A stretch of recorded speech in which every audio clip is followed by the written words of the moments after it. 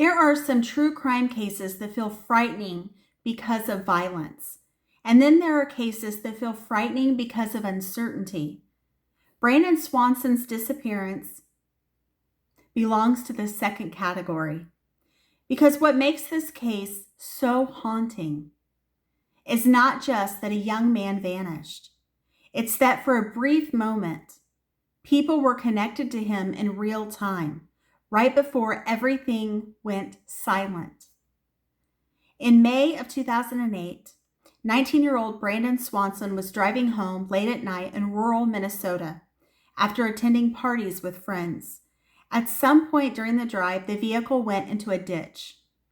Not a dramatic high-speed collision, not a catastrophic wreck, just the kind of rural roadside accident many people assume would become an inconvenience rather than a mystery.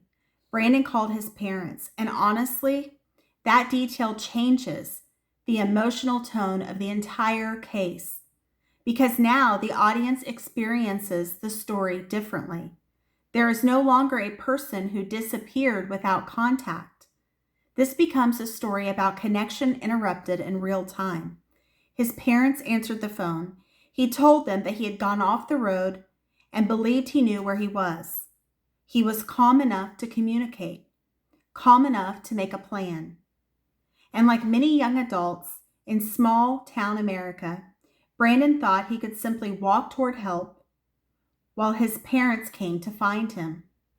That decision seems ordinary at first, reasonable even.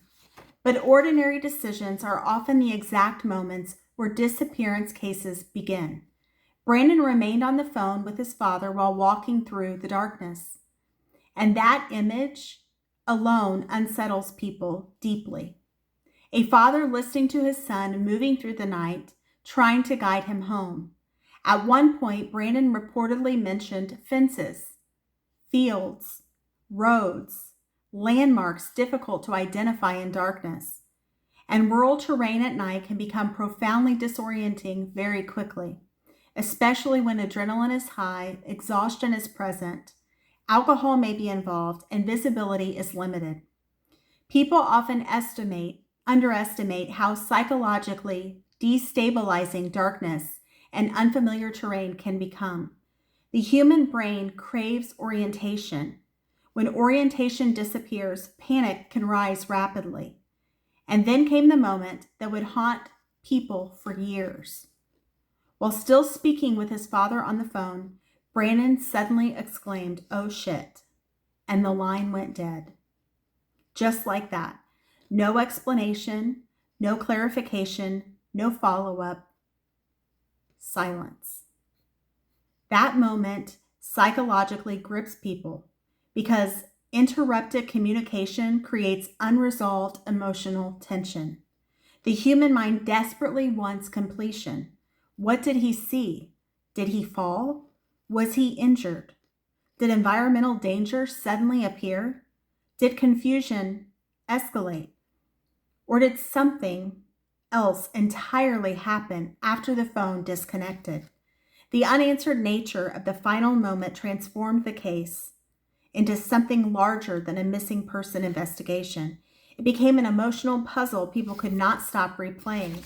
And honestly, many abandonment and disappearance cases become psychologically obsessive for this exact reason. They freeze human beings inside unfinished moments.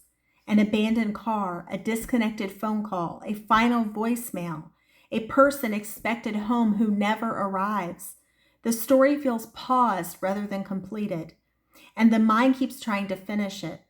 Search efforts for Brandon became extensive, but rural terrain presents enormous challenges. Fields, waterways, brush, weather exposure, distance distortions. Even experienced researchers can struggle in these conditions. And one of the painful truths in disappearance investigations is that environments themselves can become dangerous in ways people fail to appreciate initially, especially at night, especially when disorientation enters the equation. Over time, theories about Brandon's disappearance multiplied. Some believed environmental exposure explained everything. Others questioned whether foul play occurred. Others focused intensely on the final phone call itself. And like many unresolved cases, the internet amplified both fascination and speculation. People replayed details repeatedly, trying to hear certainty hidden inside ambiguity. That's something I think happens often in true crime communities. People struggle emotionally with unresolved endings. We want explanations. We want narratives that make emotional sense. But real life often refuses to provide clean conclusions. And honestly, that may be the most frightening part of all. Not just that Brandon disappeared, but that the moment separating ordinary life from lifelong mystery may have lasted only seconds. One wrong step, one moment of confusion, one environmental hazard, one interrupted phone call. And suddenly an ordinary night becomes a story people discuss for decades. That's why Brandon Swanson's case lingers emotionally, not because it contains graphic violence or dramatic spectacle, but because it confronts people with something deeply human and deeply terrifying: how fragile certainty really is.